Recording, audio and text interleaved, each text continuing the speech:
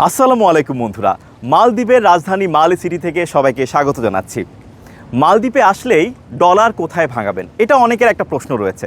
সাধারণত দেখা যায় আমরা এয়ারপোর্টের যে ব্যাংকগুলো রয়েছে সেই ব্যাংক থেকে আমরা ডলার ভাঙাই। যেমন আমরা মালদ্বীপে নেমেই মালদ্বীপের যে ভ্যানেলা ইন্টারন্যাশনাল এয়ারপোর্ট রয়েছে সেই এয়ারপোর্ট থেকেই কিন্তু আমরা ডলার ভাঙিয়েছিলাম। আমরা $100 ভাঙিয়ে পেয়েছি 1500 মালদ্বীপিয়ান রুপিয়া। ঠিক আছে, এরপরে যখন আমরা এখানে মালদ্বীপে এসে বিভিন্ন স্থানীয় যে লোকাল মানি এক্সচেঞ্জার এজেন্সি রয়েছে বা ব্যাংক রয়েছে সেখানে যখন আমরা ভাঙালাম তখন আমরা $100 পেলাম 1820 রুপিয়া। তাহলে দেখেন কত পার্থক্য, কোথায় 1500 রুপি আর কোথায় 1820 রুপি।